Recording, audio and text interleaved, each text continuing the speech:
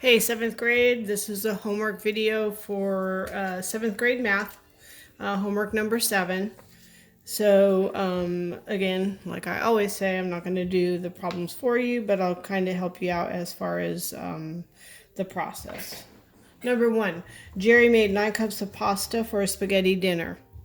If 1.5 cups are needed for each serving, how many servings can Jerry make? So thinking about what's happening here, they have 9 cups of pasta, and each serving is going to be 1.5 cups. So what's happening is you're going to have to split this 9 cups, divide it by 1.5, okay, to know how many servings that Jerry can make with the 9 cups. So since we're dividing it up, think about what are we dividing? Are we dividing the 1.5 cups, or are we dividing the total cups of pasta?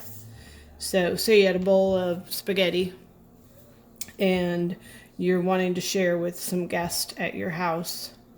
You would take a little bit and put it on each plate. Okay, that's dividing it up.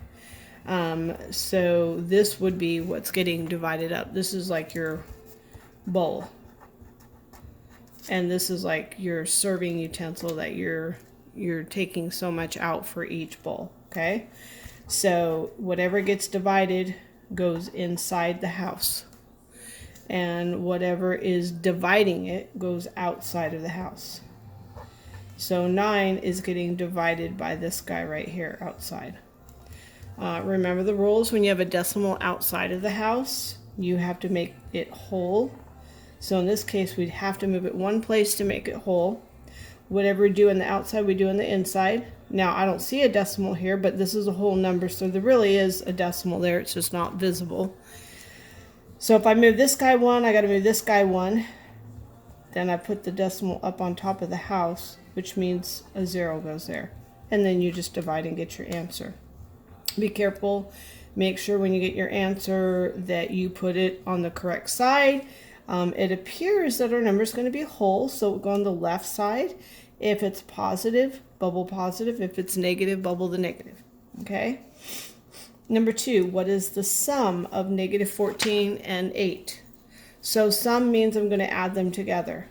So it's basically saying negative 14 plus a negative 8.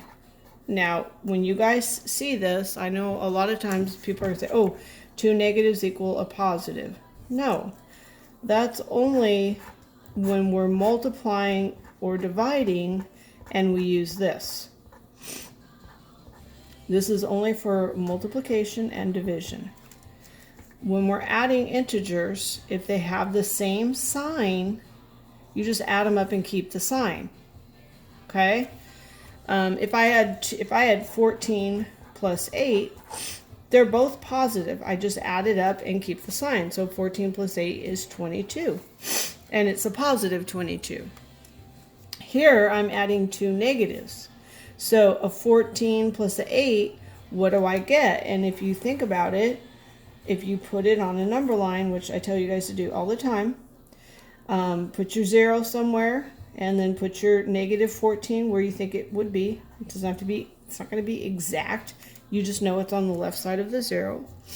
So if I'm at negative 14 and then I add to it some negatives, this is adding negatives. I'm making it more negative.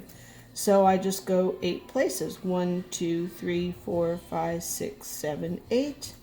Negative 14 plus 8, and what do you get? Again, make sure if it's a whole number, it goes in front of the decimal. You bubble in your positive or your negative. Okay? Number 3.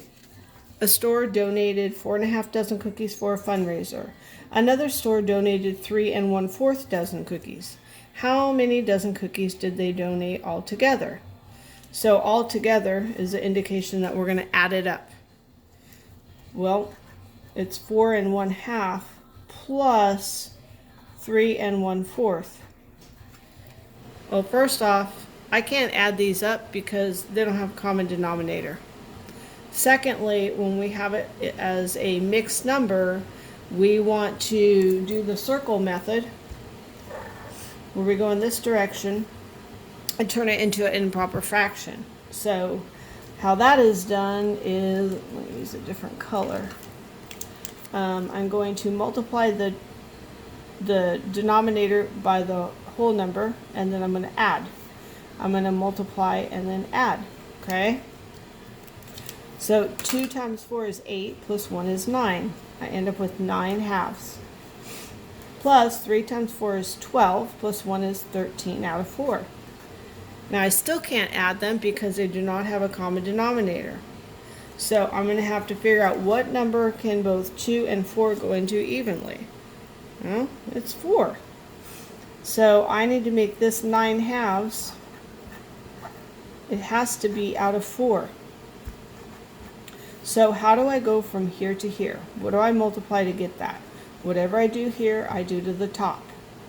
And then I will get my new fraction. Then what I would do is I would say, whatever you get here, add it up. Then they'll have a common denominator. You add the numerators and the denominator stays the same. Number 4, multiply. I have 2 fractions and they want me to multiply. The rule for multiplying is, like, say, 2/7 times 4/5. Multiplication is easy. All you do is multiply the top and the bottom. In this case, it would be 8/35, and then you simplify if need so. Positive times a positive is a positive. Well, here, it's the same. It's different numbers. It's the same. Still multiply. Parentheses say multiply me. Okay? Only thing is I have a negative times a negative. So here's where you would use this guy, because it is for multiplying and dividing. And I can see that 2 negatives give me a positive. So my fraction, when it's done, should be positive. Okay? Just multiply the numerators and the denominators. Number 5. A recipe for cake needs 2 1/4 cups of cake. You are making 1/2 of the recipe. How many cups of flour do you need? So if you rewrite it as a math problem, and I can already tell this word right here of, that's telling me to multiply. Okay, and I know you guys think, okay, we're making half of it. We're making it smaller. But the rule is anytime you multiply, say I do this. Say I do 2 times 1. It stays the same. And I multiplied a number times 1, it stayed the same. If I multiply this same 2 by a larger number, say a number bigger than 1, the number gets larger. So if I multiply a number times 1, it stays the same. If I multiply a number by 2 or bigger than 1, it gets larger. But if I multiply a number times a fraction, this is 2 out of 1, what happens is it's going to end up getting smaller. So what this is saying is that 2 times 1/2 turns into 1. It actually got smaller. Whenever you multiply by a number, this number right here, and it's less than 1, it makes your original number get smaller. Okay? Multiply by 1, it stays the same. Multiply by a number larger than 1, it gets bigger. Multiply by a number less than 1, it shrinks it. It gets smaller. Okay? So if we look at that as far as this problem right here, get another pen. Same thing's going on. We have 2 1/4 cups of flour. Oops. And we need 1/2 of it. So I need 1/2 of 2 1/4. So that pen's running out. So I need, oh my goodness gracious. Let's just stick with this one. 1/2 of 2 1/4. There's a couple things I could do here. I can go ahead and I can change this to an improper fraction and multiply it. I can change it into decimals. You can do whatever you want. I think what I would do is change this one to a mixed number or improper fraction. So this stays 1/2. 4 times 2 is 8. Plus 1 is 9/4. And then I just multiply the numerator and the denominator. And what's going to happen is, since I only need half of the recipe, it's less than 1. This number is going to shrink. You're going to get a smaller number. That's how many cups of flour you'll need. Okay? All right. Good luck. Homework is due on Thursday. We have no school on Friday, so make sure you get it done. If you owe me any other work, please make sure you get it done quickly. Thank you.